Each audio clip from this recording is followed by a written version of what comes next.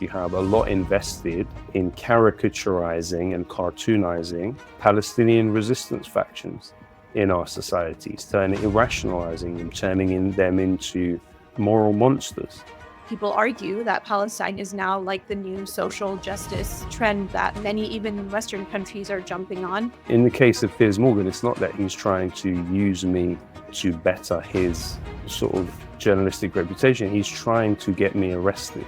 Do you think that artists do have a moral obligation to take a stand, even if it means risking their careers? I think one difficulty of being effective, particularly on this issue, is that you can make quite powerful enemies who will seek to harm you. When it comes to issues like voting or having a say with elections or political leadership, the reality is that the direction that Western countries are taking isn't going to change. Who has the reasonable position that if you want to improve society, you should be forced to leave it?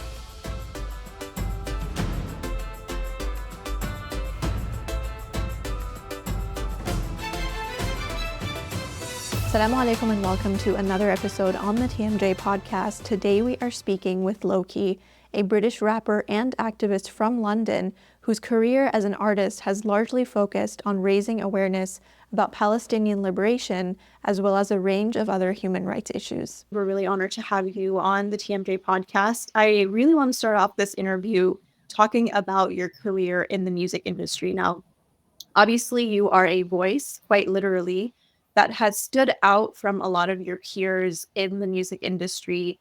Many now are of the belief that it's starting to become popular and trendy to talk about Palestine, and that it's not as rebellious or as dangerous to be addressing that topic. In many ways, people argue that Palestine is now like the new social justice trend that many, even in Western countries, are jumping on.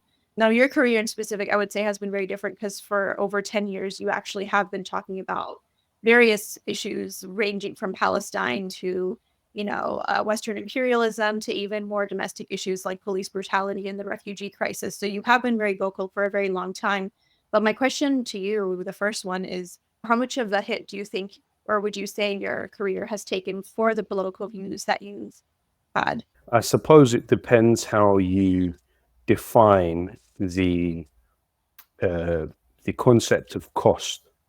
So in terms of if I was hoping to obtain sponsorship from major corporations, if I was hoping to obtain a record deal with a major label, one of the big three like Universal, Sony, or Warner, or if I was hoping for support from radio stations, also if I was hoping prior to October 7th for favorable algorithmic treatment, then all of those became not really possible because of the content of my music. Right. However, which you alluded to correctly, I think you also build up trust with your audience when they understand the angle that you're coming at the issue from consistently over decades. I think it's a different type of connection that is formed. So in terms of as a music career, quote unquote, it definitely cut off options within the traditional understanding of the music industry. But even Right. the music industry as it is does not provide long-term reliable employment to the vast majority of people in it. It's a very small, wafer-thin group of people who are then able to make a living for decades off the music. But what it did do, for example, in my case, was open up the opportunity to start working in journalism with Mint Press. It opened up the opportunity to start working for an organization that teaches music courses to refugees in this country also. So actually, it was a launch pad through which I was able to seek other employment and Right. be able to sustain myself in that way. But also it kind of morphed into a form of journalism. Previously, when I first began making music, I was in school. All we had was the radio and the open mics, and I used to go to open mics. You did not have social media. And then Right. social media changed things. When MySpace came around, you were able to publish your music and be heard by people. But then things changed also with Facebook and YouTube. I think each platform has had its sort of era in terms of reaching people, and they've all had slightly different dynamics that have played out with them. I think one difficulty of being effective, particularly on this issue, is that you can make quite powerful enemies who will seek to harm you in different ways. And I think you have to be ambidextrous and flexible in the way you work. You have to be slightly more vigilant, I would say, about personal relationships generally, about data, about your movements, about what information you reveal about yourself. You have to be slightly more on the ball and vigilant, really, about all of those things, because, of course, you're dealing in something that there is billions invested in maintaining. You're trying to go against the grain in that way. And so I think there's positives and negatives of it, but ultimately it's not, you're not doing it for an understanding of what it will or won't do for your quote unquote career, because the careerist choice has across all these years, particularly I would say during the Corbyn era in the Labour Party. Jeremy Corbyn was the leader of the Labour Party in this country. He was pro-Palestinian, but when he entered into the leadership, there was a massive campaign to shut down, and thousands, probably all in all, pro-Palestinian members of the party were expelled on the basis of them supporting the Palestinians. And so the careerist choice at that time was to support Israel. But also what you've shown with your question is that now there's actually more of it, at least socially, a cost for being pro-Israel. And I think it's interesting you mentioned a lot of artists who are actually vocal, not just artists, activists even, realize that at certain points they do have to be vigilant about the things they say. And I think that's also, many would call it being strategic, which is equally important to talk about because you now have a lot of celebrities or influencers even that are engaging in activism with the work that they do, or I would say selective activism in certain cases. But often they will fall silent on certain controversial issues, one of them, the most recent being Palestine right now. You have also previously called out a number of other artists for various political reasons. But do you think that those who may choose not to take a stance or not to talk about or not to use their platforms to shed light on these issues, do you think you would consider them to be cowards? Or would you say that being strategic in certain cases is justified? Do you think that artists do have a moral obligation to take a stand, even if it means risking their careers? I think since the period of time when you had figures like John Lennon funding the IRA and the Black Panthers, there's been a concerted effort in the music industry to demobilize and depoliticize the talent, quote unquote. And I think that unfortunately that has led to at least a few generations of people that have understood, particularly music, as a sort of apolitical space, which in and of itself is a political position, especially when so many things are happening in the society. And I sometimes think about it and I think, well, when you would listen to Marvin Gaye, you could hear the civil rights movement in the United States. When when he's singing What's Going On or Mercy Me, when you're listening to John Lennon, you can hear some of the political context in which he's active in. You can hear the strains of people on the streets of the United States protesting against the Vietnam War. If you were to listen to the last few generations of successful musicians in the mainstream, what could you tell about the period of time? I mean, many of them really went overboard supporting Obama. So perhaps you could tell that there was Obama about to be elected or just elected as president. But other than that, you couldn't tell that the United States had launched the war on terror, which consisted of the dropping of about 46 bombs every single day for 20 years. You couldn't tell that they were launching special forces operations in almost 90 countries, that you were seeing tens of millions of people displaced and millions killed in the wars that the United States was launching. So essentially what I view my music as an attempt to do is also an attempt to document history. And I feel that when you do listen to it, it will tell you something about the context we were living in, both domestically and internationally. And I do think that that is an interesting function for music to play. Whether I think people have a sort of responsibility artistically, well, not necessarily, but I do think that they, as people, ultimately have some of these responsibilities. You know, the concept 100%. the concept of tax, for example, is an idea of collective responsibility. You are putting into something on the basis that it supposedly will do a greater good and cover some of the burden of others within the society. So we have mechanisms of collective responsibility, but I think the problem is with neoliberalism, it has imbued our societies with a really toxic individualism, which is constantly emphasizing these mantras like it's a dog eat dog world, every man for himself, all different ways of basically atomizing the society and Right. pushing the person to view themselves as ultimately a unit of enlightened self-interest rather than a part of the wider collective. So, you know, ultimately through my music, I hope to try and bond people to each other and pin people to each other so they realize that ultimately we are invested in each other's situations. And I think on that same topic, would you say in the kind of activism you've done through your music, as well as outside, you mentioned you were involved with, journalism or, other news organizations, independent news organizations. Would you say there are prominent activists or organizations or even other artists that you believe have failed the Palestinian cause? And what specific things would you say that these failures involve? I mean, I wouldn't necessarily be too keen to point my finger at other musicians as such, Right.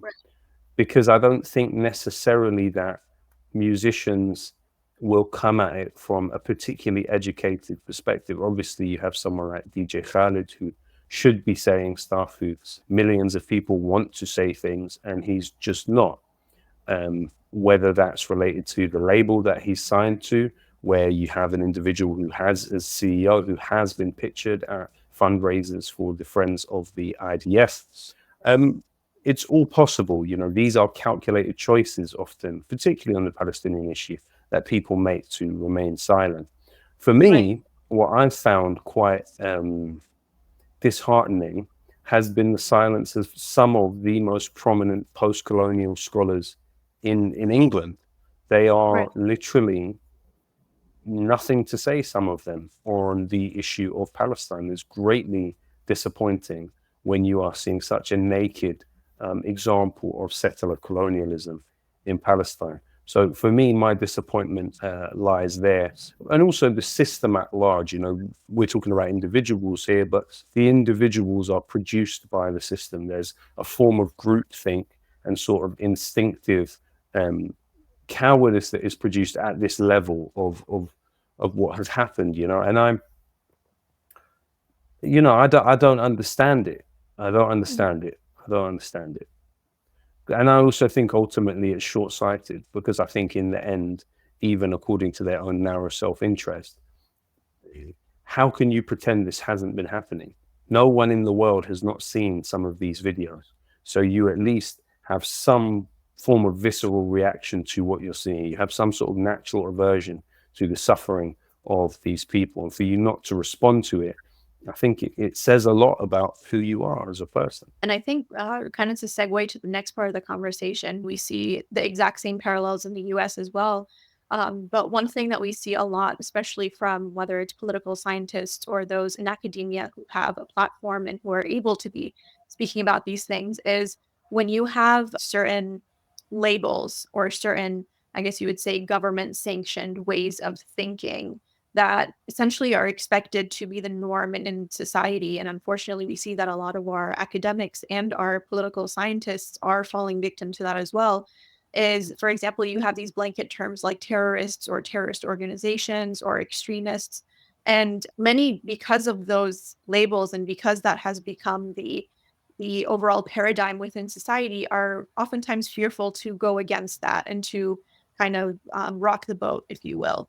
And speaking about that, I think it's important. One of the most recent examples that has come out is the controversy regarding the Samadun group, which is obviously a solidarity network that exposes a lot of the abuses against Palestinian political prisoners, which has recently been labeled as a terrorist organization by the US and Canada. There was also an incident where its supporters chanted like "Death to Canada," and the US and Israel burned a Canadian flag, which caused a lot of controversy online. You also recently expressed support for them on your own social media. How would you respond to comments that these groups and some of the bold actions that they take are not necessarily helping the Palestinian cause, and that their labeling as terrorist organizations might be because of some of these bold actions that have ripple effect in the ways that people in society are now going to view, for example, the Palestinian cause in general? Well, I wouldn't agree with that assertion. I have spoken on Sarmadun platforms. I know them. They are a manifestation of the Palestinian will to practice their right under UN Resolution 3246, which is the right to armed resistance. Sarmadun have not relinquished their willingness to support that right. I think that this is about ticking boxes and trying to marginalize that point of view within Western societies. And it's not the only step that has been taken. Now, if I was somebody who was particularly invested in the idea of traveling to the United States, then I wouldn't make the pronouncement I just made, but I haven't been able to enter the United States the time that I tried and was not able to, and since then have not been able to. So there's clearly some form of internal blacklisting which has been operated regarding me. But no, Sarmadun are part of the Palestinian fabric. You cannot so easily throw them by the wayside. It's just within different societies, different pronouncements mean different things. You have a lot invested in caricaturizing and cartoonizing Palestinian resistance factions in our societies, irrationalizing them, turning them into moral monsters, when ultimately they're an occupied people who are trying to find a way to have freedom. In that context, the statements, I don't view anything that Sarmadun have said or done as particularly harmful to the Palestinian cause at all. I see them as defending the Palestinian right to armed resistance. One thing we've seen happen actually recently in Europe has been happening, but I think recently we've been seeing a lot more of it, is several activists being detained without legal process through the Terrorism Act. And this happened recently to Richard Medhurst, the freelance journalist, but it also happened to the Palestine Action activists over Elbit Systems, which you have also spoken at great length at different interviews. So we've seen this very concerning level of journalists, activists being treated as terrorists, essentially. What do you think about this, and have you experienced similar treatment yourself? Yes, I've been arrested for political reasons, and I've gone through the process of fighting in court. On this particular issue, Palestine, I view any type of persecution that someone faces as a badge of honor. I don't view it as something worthy of fear, particularly in the context we're in Britain now. And I don't view it as something that, if brought before a jury, would be particularly successful. 7 out of 10 citizens of this country support the Palestinians and are against Israel. Large section of this society is anti-Zionist. If you're brought in front of a court for an alleged crime which pertains to Israel and its genocide in Gaza, you are far more likely to have a supportive jury. And you're even likely to have a judge who might see things the same way as you. So these are Right. not open and shut cases. These are attempts at intimidation, attempts at demobilization, but ultimately we haven't really seen them succeed. And when those cases will go before the court, I think it's more likely that they will fall apart. You have to remember, Palestine Action, since 2020, its founding, has launched around 500 operations against Israeli arms factories and sites supporting those Israeli arms factories in this country Right. over these years. How is it that there's not more than 16 people in prison? And actually, 10 of those 16 people in prison are being held on remand, which means they have not been found guilty of any crime. Right. They've been arrested and charged.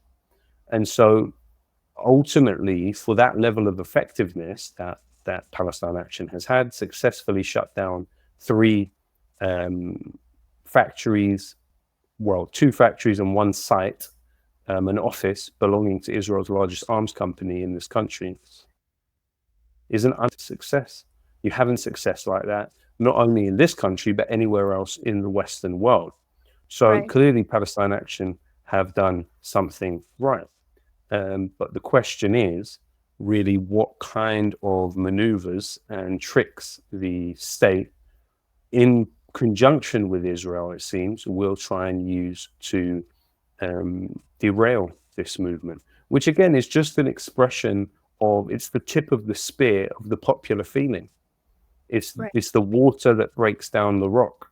That's what Palestine Action is. And these people who are in prison now, the point of putting them in prison is so they start thinking about themselves. But we receive writings from them, and in all the writings they're talking about Palestine. So they're still thinking about Palestine while they're sitting in jail after almost 70 days. So it's not working, and people are not inherently selfish as neoliberal capitalism would like us to believe. Right. And I think as hopeful as this sounds, I'm going to kind of take that devil's advocate position and say it's like that more so in Europe. I would say in the US, we still have, as much as it's definitely true that the sentiments, public sentiment, including people who are, non-Muslim. So you have like Western audiences that are very much becoming in support and realizing what's really happening. We've seen a lot of that reflected in the encampments that took place across the country here, as well as the protests, which really haven't died down even a year after. But you still have a lot of people who are facing consequences for being active, whether it's students getting arrested or people losing their jobs or facing the consequences of their activism. It is still very much a big part of this society, at least I would say. And I think maybe to some extent true about Britain and in Europe in general. Would you agree with that? Or would you say, at least in the UK, the sentiments have become so supportive that to some degree, you could say that the consequences are not as serious anymore? Well, these are not consequences; these are attempts at state repression, and they're not effective. They're not effective at all. I mean, in the United States, I think there's a fear because the police shoot people in a way that police don't do here. So I think people are less likely to take that kind of activity because the state really is stronger and more adept at the use of violence for coercion. Right.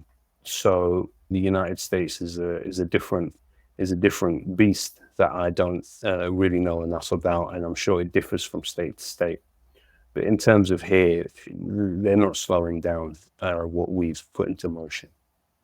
That's really good to hear. And I'm curious to know if you have that same view about the mainstream media there. I know you were also recently on Piers Morgan, and it was an amazing interview that a lot of Muslims especially were very proud of. But you also had some criticisms that always comes out with Muslims participating in Western media. As someone who went on the show and someone who is viewing the state of British journalism, at least, how do you respond to those comments that kind of talk a little bit about whether it is truly effective to have these pro-Palestinian voices come, or whether they're just kind of being used as to kind of say, this is us doing journalism right, And do you think that would you say that British journalism, in that sense, mainstream media especially, is starting to change in its coverage of issues like Palestine?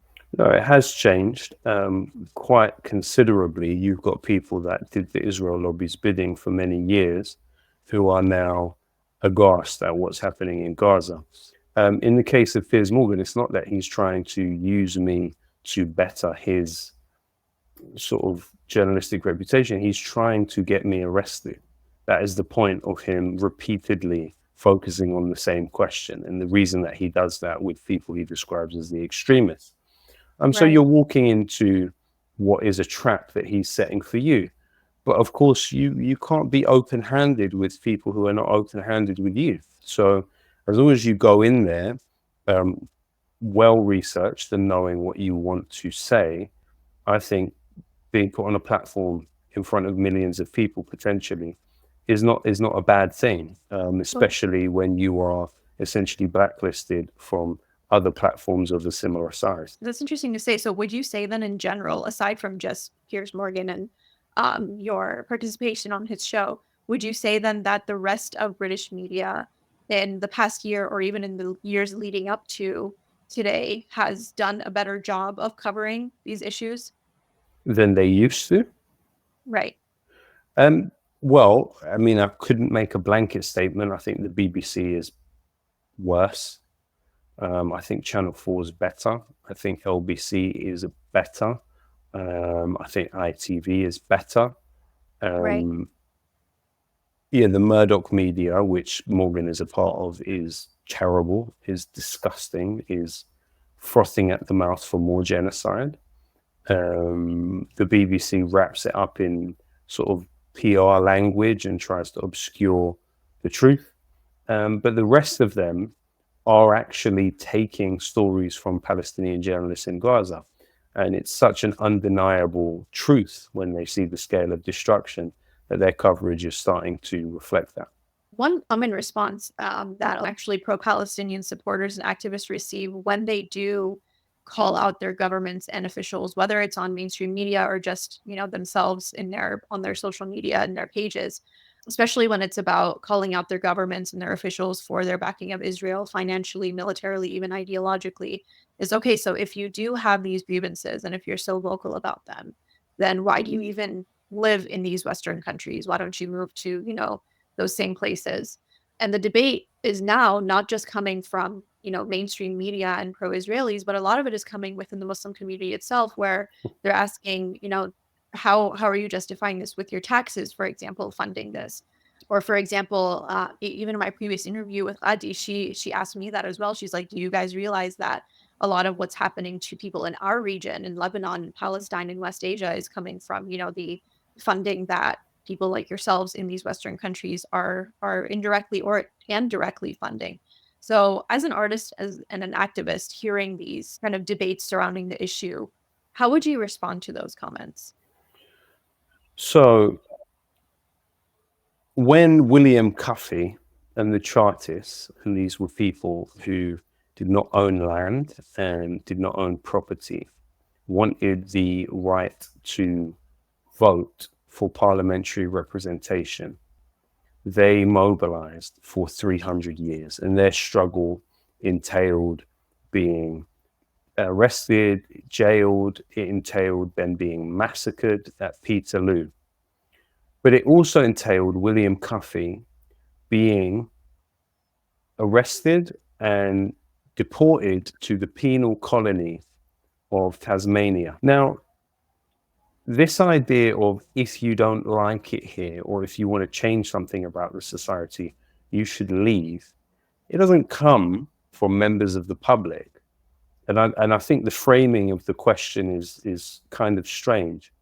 It comes from the state and the powerful, because they are the ones that have the power to deport people for their views in some cases. But in the case of William Cuffy, it wasn't only William Cuffy. It was the first group of people they called the Tolpuddle Martyrs. These were people that mobilized for the right of collective bargaining, the forming a trade union in order to advocate for their interests. against the employer. What happened to them? They were sent to a penal colony in Australia. So this very, very, very conservative, reactionary, unfortunate suggestion that if you have some sort of hope to improve the society, therefore you should leave the society because you hope to improve it. I mean, I'm not sure why that point of view would be given any respect to even raise it in an interview, to be honest, because it's not a legitimate point of view. It's a point of view which is backed by Trumpite rubbish and propaganda. Who has the reasonable position that if you want to improve society, you should be forced to leave it, either accept society the way it is or leave it?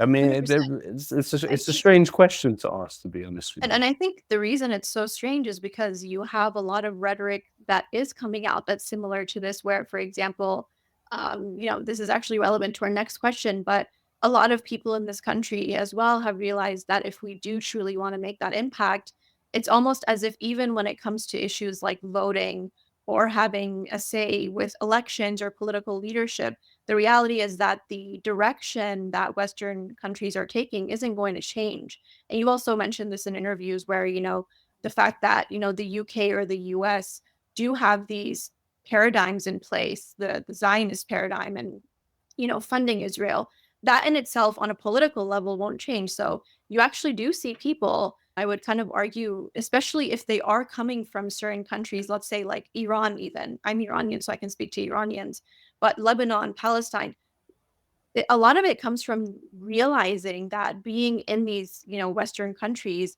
and having hope for that change to some people is a lost cause. And a lot of times the question becomes, you know, is it more effective to then be within West Asian countries where making that change or, being present is more valuable even than being here and expecting, for example, an election or the entire society to in the future change direction, which, we know is a reality that's far-fetched to say the least. Well, I wouldn't necessarily assume it's completely far-fetched. I mean, while military to military relations are very deeply entrenched, history tells an interesting story. When you look at the case of the Chartists, for instance, it was 1839 when they were massacred in the street. Less than 100 years later, you had a situation where, because of World War I, these concessions were forced into action. Children didn't change corporal punishment. Children were beaten in schools here. They had to go on marches and on strike from school in order to change that policy. It certainly would have seemed far-fetched at a certain point.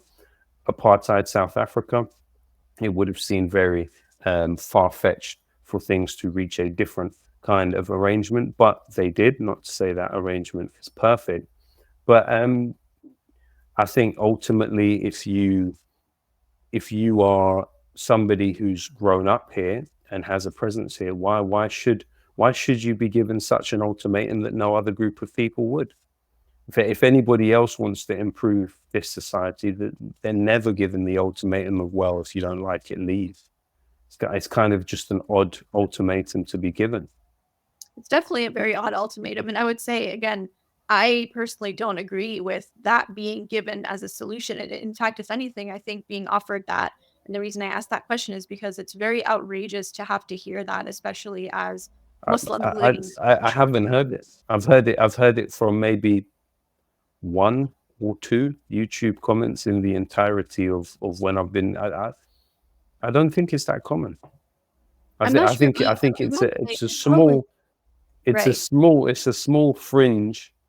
You'd get it with the Trump types, but right. And it's also coming not just from the Trump types, but Israel supporters, pro-Israelis in general.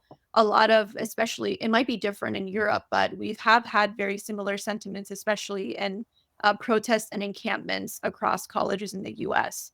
And the reason I say that comes out is because a lot of times you would have pro-Israeli students.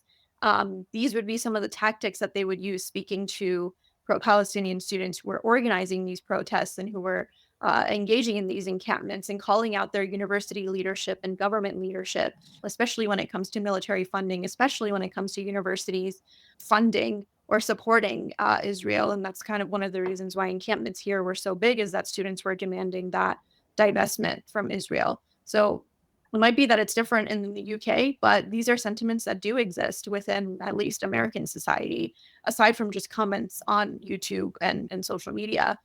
You hear that coming. I wouldn't say it's as frequent as a lot of other forms of, hate that are spewed at people who do engage in activism, but it's definitely there. And I think it's important to recognize and speak about as well, because as outrageous as it sounds, it is a reality that many people who do engage in these kinds of activism face and hear as a result of what they're doing. One other thing that I think is important to touch on is, you mentioned, yes, there are ways, and I think I completely agree with you, where citizens of Western countries should have hope in the things that they are able to do in their countries to benefit the situation. You endorsed as you mentioned earlier, Labour Party leader Jeremy Corbyn in the UK elections, which is a move that a lot of British Muslims made because of his stance on Palestine when he was running. Many are drawing parallels to Jill Stein, who is the Green Party candidate, and a lot of Muslims have also been considering her for the upcoming elections because of her pro-Palestine stances. How hopeful are you, since you also brought this up, that the way we are going to see that change will come from political leadership? It won't, because part of their job is to basically toe the line, provide PR for what the military wants to do, and the US intelligence services. The political elite have a very narrow space to move within the United States generally. So that's why you just don't get examples like Jeremy Corbyn really produced. I mean, Bernie Sanders was obviously the closest, but he's still quite far from Corbyn.